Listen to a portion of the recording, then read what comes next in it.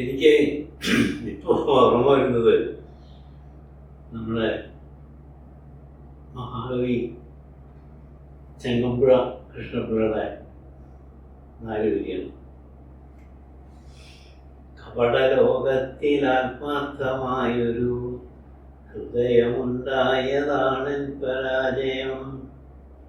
വിമല സൗഹൃദമാദ്യം ത്യജിക്കുകയിൽ വിജയലക്ഷ്മി തൻ കാമുകനായി ഞാൻ. ബാഷ്പാഞ്ജലി എന്ന് പറഞ്ഞാൽ ഞങ്ങളുടെ കവിതത്തെ ആലോചിക്കുന്നത് ഇതിൻ്റെ അർത്ഥത്തിൽ തന്നെ. അതായത് പലതും പല ജീവിത ഘട്ടങ്ങളിൽ കൂടെ കടന്നു വരുമ്പോൾ എത്ര സമ്പന്നതയോ കാര്യങ്ങളോ ഒക്കെ ഉണ്ടാകുമ്പോഴും ലോട്ട് ഓഫ് ലിമിറ്റേഷൻസ്, ഒരുപാട് ലിമിറ്റേഷൻസ് നമ്മുടെ ജീവിതത്തിൽ നമുക്ക് ഉണ്ടാവും.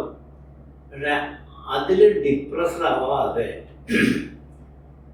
ഇതിനെ വേറൊരു വഴിയിൽ കൂടെ ഓവർകം ചെയ്യുക എന്നുള്ളതാണ് അതിനുള്ള മാർഗം. അപ്പോൾ എനിക്ക് തോന്നി, ഞാൻ എഴുത്തിരിക്കുന്ന അങ്ങനെ ഒരു ക്രാഫ്റ്റൊന്നുമില്ല, ബട്ട് അങ്ങനെ എന്നാൽ ആദ്യം എഴുതിയത് ഇതൊന്നുമല്ല, അത് ഞാൻ പിന്നീട് പറയാം. അപ്പം അത് ഒരുപാട് സന്തോഷം തന്നു. അതിൽ ഈ പറഞ്ഞ മാതിരി വിമല സൗഹൃദമാദ്യം ത്യജിക്കുകയിൽ വിജയലക്ഷ്മി തൻ കാമുകനായി ഞാൻ. വിജയലക്ഷ്മി എന്ന് പറഞ്ഞ വിദ്യാരംഭം, വിദ്യ. അപ്പം രചന എന്നുള്ള ആ ഒരു അതിലേക്ക് എത്തിപ്പെടാനുള്ള കാരണം 1995 ഒരു നിമിത്തമാതിരി ഹിമാലയം ഇന്ത്യയിലേക്ക് വന്നിട്ടുണ്ട്.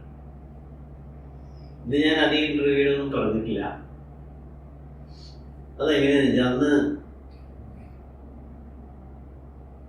ചെറുപ്പത്തിൽ 8ാം ക്ലാസ്സിലൊക്കെ പഠിക്കുന്ന സമയത്ത് ഒരു കോൺവെൻറ്റ് ഹൈസ്കൂളായിരുന്നു, സെൻറ്റ് ജോർജസ് ഹൈസ്കൂൾ.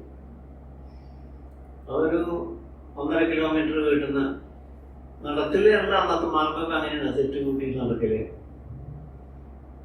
ഒരു ഫ്രൈഡേ, എനിക്കതൊക്കെ നല്ല ഓർമ്മയുണ്ട്. അന്ന് ഫ്രൈഡേ എന്ന് പറയുമ്പോൾ സമയം കൂടുതൽ കഴിഞ്ഞിട്ടേ ക്ലാസ്സൊക്കെ ഉള്ളൂ. അത് കഴിഞ്ഞ് ഞങ്ങൾ സ്കൂളൊക്കെ വിട്ടിങ്ങനെ വരുമ്പോൾ എനിക്ക് നല്ല ഓർമ്മയുണ്ട്. ഒരു കയറ്റമാരിയുള്ളൊരു സ്ഥലം വരും. അവിടെ എത്തിപ്പോൾ ഇതിനൊരു 5 പിള്ളേരുണ്ട്. തെറ്റ് കൂടി ഇങ്ങനെ നടക്കുന്നു. പെട്ടെന്ന് എൻ്റെ ലെഫ്റ്റ് സൈഡിൽ കൂടെ ഒരു നീല ക്യാൻവാസ് ഷൂ ഒന്നും നമ്മൾ കണ്ടിട്ടേ ഇല്ല ആ കാലഘട്ടത്തിൽ. ഒരു കംപ്ലീറ്റ് കാവ്യ വസ്ത്രധാരിയായി തലകെട്ട കെട്ടി താടിക്ക് വെച്ച് ഒരു യങ് ഫെലോ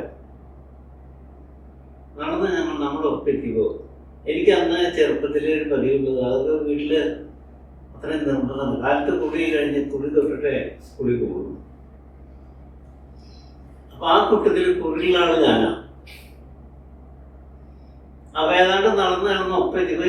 സ്റ്റൗട്ട് ഫെലോ, നല്ല ഹാൻസം ഫെലോ. അപ്പം എന്നെ ശ്രദ്ധിച്ചോളൂ. എന്നുവെച്ചാൽ എന്നെ തന്നെ നോക്കിയിട്ട് ചോദിച്ചു, ഇംഗ്ലീഷിലാണ് ചോദിച്ചത്.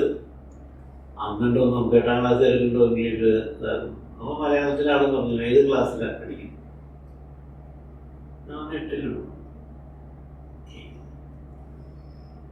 ആളുകൾ നടക്കണം, ഞങ്ങളൊപ്പം നടക്കണം. അപ്പോൾ ഞാൻ ഇങ്ങനെ ശ്രദ്ധിച്ച് നോക്കുന്നുണ്ട്. ജട പിടിച്ച മുടിയൊക്കെ പ്രത്യേക സ്റ്റൈലിൽ കെട്ടി വെച്ച്.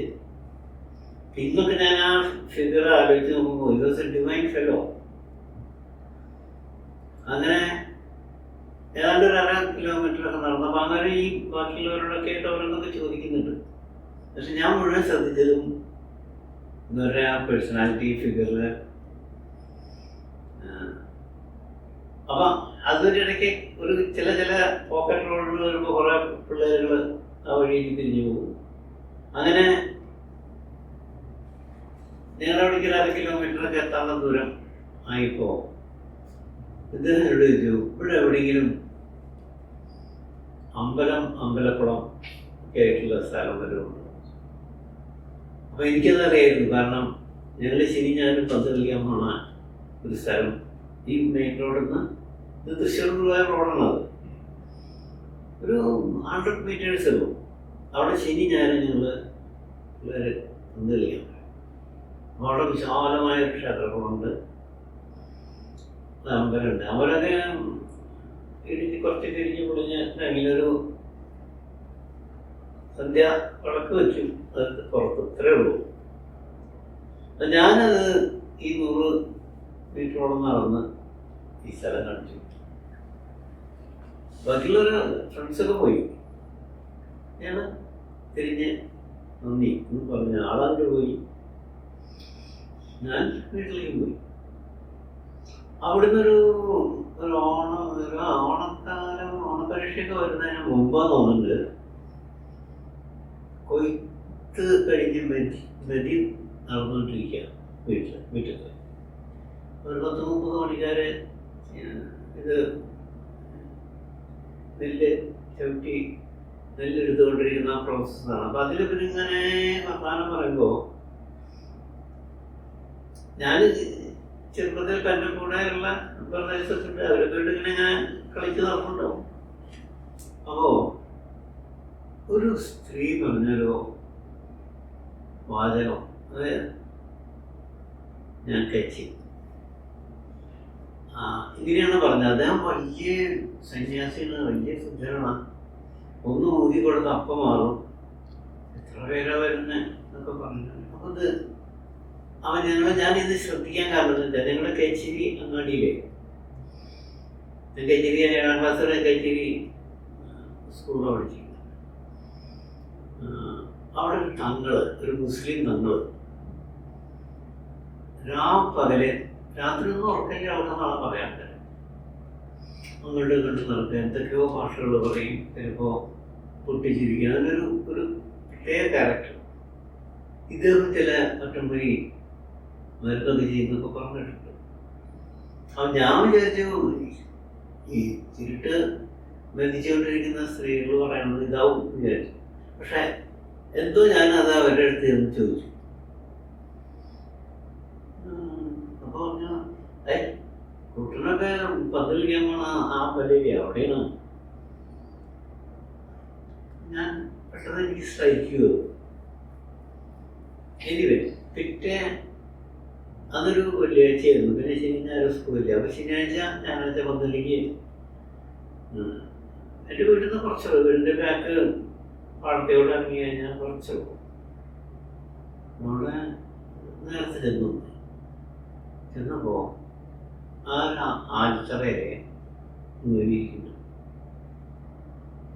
ആൾക്കാരെന്നെ വരിയായിട്ട് നിൽക്കുന്നുണ്ട്.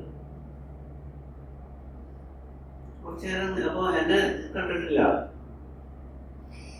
കുറച്ചു നേരം ഞാൻ നിന്ന് നോക്കിയപ്പോൾ നാടി ഒന്നും നമുക്കറിയില്ല. ഒക്കെ എന്തൊക്കെ ചെയ്യുന്നുണ്ട്, നോടി തലയിൽ തട്ടി അങ്ങനെയൊക്കെ എന്നിട്ടെന്തോ കുറിച്ച് കൊടുക്കലൊക്കെ ചെയ്യുന്നുണ്ട് അവിടെ.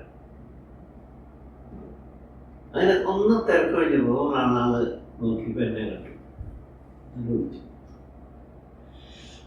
ഞാൻ മെല്ലെ പതുക്കി ചെന്നു. ഇതൊരു ട്രൗസർ ഇട്ട് നടക്കുന്ന പ്രായമായിട്ടില്ലേ പിടിക്കല്ലേ. അങ്ങനെ ശ്രമിക്കാൻ പറഞ്ഞു. ഞാനവിടെ ഇരുന്നു. അപ്പോഴും കുറച്ച് ആൾക്കാർ ബാക്കി ഉണ്ടായിരുന്നു. അവരെയൊക്കെ ചെക്ക് ചെയ്ത് ഒക്കെ ആക്കി.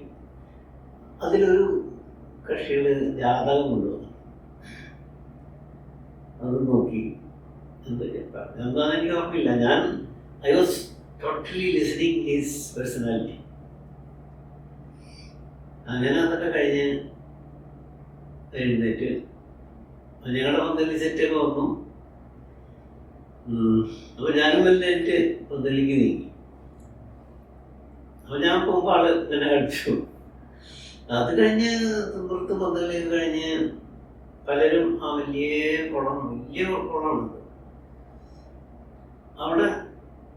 അപ്പോൾ ഒരു 5:45, 6 ആയിട്ടുണ്ടാവും. 6 മണി കഴിഞ്ഞാൽ വീട്ടിലെത്തണം. അപ്പോൾ ഞാനവിടെ ഒന്നും വിളിക്കില്ല, നമുക്ക് വീട്ടിൽ കുളമുണ്ട്. അങ്ങനെ മുമ്പ് വരുമല്ലോ.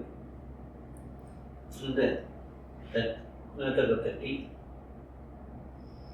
അപ്പൊ ഞാൻ നിന്ന് എനിക്കൊന്നും ചോദിക്കാറില്ല, എൻ്റെ കൂടെ വന്നൊന്നല്ലാതെ എന്താ എനിക്കൊന്നും അറിയില്ല. അങ്ങനെ ഞാൻ പോന്നു. പിറ്റേ ദിവസം കണ്ടു, പിന്നെ അടുത്ത ശനി ഞായറേ കാണുള്ളൂ. അപ്പൊ ഒരു കാര്യം മനസ്സിലായി എന്താ വെച്ചാൽ, ആ അമ്പലത്തിന്റെ പറമ്പിന് മുമ്പ് 2-3 വീടുകളുണ്ട്, അമ്പലവാസികളാണ്. അതിലൊരു വീടിന്റെ മറക്കാണ് പുള്ളി താമസം. ആ സ്ത്രീയെ ഞാനറിയും. അങ്ങനെ ശരി ഞാനും കുന്തലിക്കും അവരെ കാണും. പിന്നെ അടുത്ത വലിയ കഴിഞ്ഞ ശനിയാഴ്ച വരണം. അപ്പൊ ഈ സ്ത്രീ എന്നോട് ചോദിച്ചു എവിടത്തെയാണ് എന്നാണ് ചോദിച്ചത്. അപ്പോഴാണ് പറഞ്ഞത് എൻ്റെ അച്ഛൻ്റെ ക്ലാസ്മേറ്റാണ് അവര്, KG സ്കൂളിൽ. അപ്പോൾ അതിന് ശേഷം എനിക്ക് മാങ്ങയാണ് എന്തെങ്കിലും അല്ലെങ്കിൽ ചക്ക അതൊക്കെ തരും. ഞാനിത് വീട്ടിൽ വന്ന് പറഞ്ഞപ്പോൾ ശരിയാണ്. അങ്ങനെ പിന്നെ എല്ലാ ശരി ഞാനും പന്തലേക്ക് ചെല്ലുമ്പോൾ അവരുടെ അടുത്ത് നിൽക്കും. അപ്പോൾ ഒരു കാര്യം എനിക്ക് മനസ്സിലായി, എന്തോരം ഇത്രയും ആകർഷണമുണ്ട് ഈ പിള്ളേർ. നമുക്കതൊന്നും അറിയാനുള്ള പ്രായമില്ല. അങ്ങനെ അത് കഴിഞ്ഞ് സമ്മർ വെക്കേഷൻ വന്നു. സമ്മർ വെക്കേഷൻ പിന്നെ ഞാനൊക്കെ എൻ്റെ അമ്മാവൻ്റെ വീട്ടിൽ പോരാണ്. അത് കുറേ ദൂരമാണ്, തൃശ്ശൂരിൻ്റെ മറ്റു ഭാഗം. അതൊക്കെ കഴിഞ്ഞ് സമ്മർ വെക്കേഷനൊക്കെ കഴിഞ്ഞ് ക്ലോസ് ചെയ്ത് 2 മാസം കഴിഞ്ഞ് നാട്ടിൽ വന്ന് നോക്കിയിട്ട് പന്തലി സ്റ്റാർട്ട് ചെയ്ത് നോക്കുമ്പോൾ ഇന്നോരോടില്ല. അത് ഞാൻ കണ്ട ആ പ്രായമായ സ്ത്രീ എന്നോട് പറഞ്ഞു. ഞാൻ ചോദിച്ചു, ഞങ്ങൾ പോയി ഗുരുവായൂരാണ് എഴുത്ത് വരാൻ. എന്താണെന്നറിയില്ല, എനിക്ക് ഇത്രയും വലിയൊരു ആകർഷണം ആ ഫെല്ലിനോട് തോന്നിയത്. കാരണം പിന്നീടാണ് ഈ സ്ത്രീയായിട്ട് കുറെ നാളവിടെ താമസിച്ചത്. അപ്പൊ അങ്ങേര് ഹിമാലയത്തിൽ നിന്ന് നടന്നു വന്നതാണ് ആ ഒരവണ ഞങ്ങൾ കണ്ടത് സ്കൂളിൽ വരുമ്പോൾ. ഞാനൊക്കെ അർത്ഥം പറ്റും, ഹിമാലയം എവിടെയത് നമുക്കൊന്നും അറിയില്ലല്ലോ. അന്ന് പാഠപുസ്തകങ്ങളിലൊന്നും ഹിമാലയം ഇല്ല. പക്ഷെ ഇതെൻ്റെ മനസ്സിൽ ഇങ്ങനെ കിടന്നു. പിന്നീട് ഒരിക്കൽ ശനി ഞായർ പന്തലിക്ക് ചെന്നപ്പോൾ ഈ വയസ്സായി വരുമ്പോൾ പറഞ്ഞു, അത് പോയി ഗുരുവായൂരാണ്. അപ്പൊ അവരും പറഞ്ഞു, ഇദ്ദേഹം എവിടേക്കോ വടക്ക് ഹിമാലയം മുഴുവൻ പറഞ്ഞു വരണേ. അതൊന്നും നമുക്കറിയില്ല, ഹിമാലയം എന്താ എവിടെയാണെന്നൊന്നും അറിയില്ല. പക്ഷെ എന്താ അറിയില്ല, time and again it was influencing me. അതേപോലെ ശരി ഞാൻ പന്തളി അപ്പോഴേക്കും SSLCക്ക് എത്താറായി. അപ്പൊ കാണുമ്പോഴും പന്തലിക്കാൻ കാണുന്ന എന്തെങ്കിലും ഒന്ന് എനിക്ക് തരുക. ചിലപ്പോൾ 2-3-4 ചക്ക, പഴുത്ത ചക്കച്ചോള, അല്ലെങ്കിൽ മാങ്ങ, അല്ലെങ്കിൽ പേരയ്ക്ക. ഇത് അച്ഛൻ്റെ ക്ലാസ്മേറ്റാണല്ലോ. അപ്പോഴാണ് ഒരു ദിവസം മുന്നോട് പറഞ്ഞു, ഗുരുവായൂരിന്ന് എഴുത്ത് വന്നിട്ടാണ് അവിടെ കുടിക്കണം. അപ്പൊ ഞാൻ ചോദിച്ചാൽ അവളുടെ വീട് എവിടെയാണ്? അവർക്ക് അറിയില്ല എന്നത്. പിന്നീട് ഒരു 3-4 മാസം കഴിഞ്ഞപ്പോൾ ഇവർ പറഞ്ഞു അദ്ദേഹത്തിൻ്റെ നാട്ടിലേക്ക് പോയി. കുറേ ദൂരെ വടക്കാം. പക്ഷെ എത്രയോ ആൾക്കാരുകൾ നമ്മൾ കാണുന്നു, എത്രയോ ഒക്കെ ഉണ്ടെങ്കിലും ദിസ് ഫെലോസ് ഇൻഫ്ലുവൻസിങ് മീ. ഓരോ ദിവസം പോലും ഞാൻ ഇതുവരെ ചിന്തിക്കാതിരിക്കാറില്ല. അങ്ങനെ ഒരു ദിവസം മാതിരി ഈ വലിയമ്മ പറഞ്ഞു, എഴുത്ത് വന്നിട്ട് നാട്ടിലെത്തി, അപ്പം അവിടെ ഒരു ക്ഷേത്രത്തിൽ കൂട്ടിക്കണമെന്നാണ് പറഞ്ഞത്. അങ്ങനെ അപ്പം ഞാൻ വിചാരിച്ചു, നാട്ടിലെത്തിയിട്ടെന്തോ ക്ഷേത്രത്തിൽ താമസിക്കുന്നു, അതൊന്നും നമ്മുടെ ചിന്തയിലില്ല. അങ്ങനെ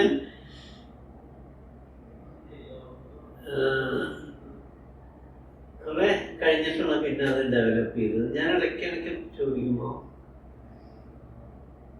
ഇവര് പലതും പറഞ്ഞു തരാറുണ്ട്. പക്ഷെ എൻ്റെ ഉള്ളിൽ മുഴുവൻ കിടന്നതും ഈ ഹിമാലയാണ്. ഹിമാലയത്തിൽ നടന്നു വന്ന ആള് ഹിമാലയ എവിടെയാണെന്ന് പോലും നമുക്കറിയില്ല. ഒരു പക്ഷെ ആ ഒരു ബീജം മാതിരി അത് കിട്ടുന്നുണ്ടാവും. എന്തായാലും ഞാനൊരു കാര്യം ചെയ്തു. പിന്നെ അതിന് ശേഷം ഞാൻ അവിടുന്ന് കോളേജൊക്കെ പോയി, ഒരുപാട് കാലം കഴിഞ്ഞു. ബോംബെ പോയി പഠിക്കാൻ, പിന്നെ ഗൾഫിൽ പോയി. അങ്ങനെയൊക്കെയുള്ള ഈ കാലഘട്ടം കഴിഞ്ഞ് നാട്ടിൽ സെറ്റിൽ ചെയ്യാൻ തീരുമാനിച്ചു. അപ്പം അങ്ങനെ ചില പ്രശ്നങ്ങളൊക്കെ ഉള്ളിലെടുത്തൊരു കാലഘട്ടമായിരുന്നത്. അപ്പോൾ എനിക്ക് എന്തെങ്കിലും ചെയ്ത് വെക്കുള്ളൂ എന്നുള്ളൊരു, അങ്ങനെയാണ് ഞാൻ ഈ കേരളം കണ്ടതിൽ വെച്ച് ഏറ്റവും മഹാനായ വ്യക്തികളിൽ ഒരാളായ പണ്ഡിതരത്നം ഡോക്ടർ കെ.പി. നാരായണ മിഷാരിയുടെ അടുത്ത് പഠിക്കാൻ ചെല്ലും. അപ്പോൾ ഞാൻ ഗൾഫിൽ നിന്നൊക്കെ മതിയേക്ക് പോകുന്ന നാട്ടിൽ സെറ്റിൽ ചെയ്ത്, ഇപ്പോൾ നിങ്ങളന്ന് വേണ്ട ഓഫീസും കാര്യങ്ങളും ബിൽഡിങ്ങൊക്കെ ഉണ്ട്. ബട്ട് സംഹൃതം കുറേ പ്രോബ്ലംസ് ഉണ്ടായി. അപ്പോൾ അറ്റൻഷൻ ഡൈവേർട്ട് ചെയ്യാനൊക്കെ ആയിട്ട് ഞാൻ ഈ മാസ്റ്ററോടെ ചെന്നുകൂടി. അപ്പോൾ മാഷന്ന് ഗുരുവായൂർ ഭക്തപ്രിയ മാനസിൻ്റെ അടിക്കുക. അതെല്ലാം വ്യാഴാഴ്ചയും എഡിറ്റോറിയൽ ബോർഡിൽ ഞാനാണ് മാഷ കൊണ്ടുപോകുന്നത്. ദേവസ്വക്കാർ വണ്ടി അയച്ചായിരുന്നു ആദ്യം. പിന്നീട് നിന്നു. മാഷ് ബസ്സിന് പോകണം, ഇത്രയും വയസ്സായിരുന്നു. നമുക്ക് വാഹനമുണ്ട്. അപ്പോൾ ബോർഡ് മീറ്റിങ്ങിൽ ഇരിക്കും, കാരണം മാഷ് സഹായത്തിന് വേണ്ടിയിട്ട്.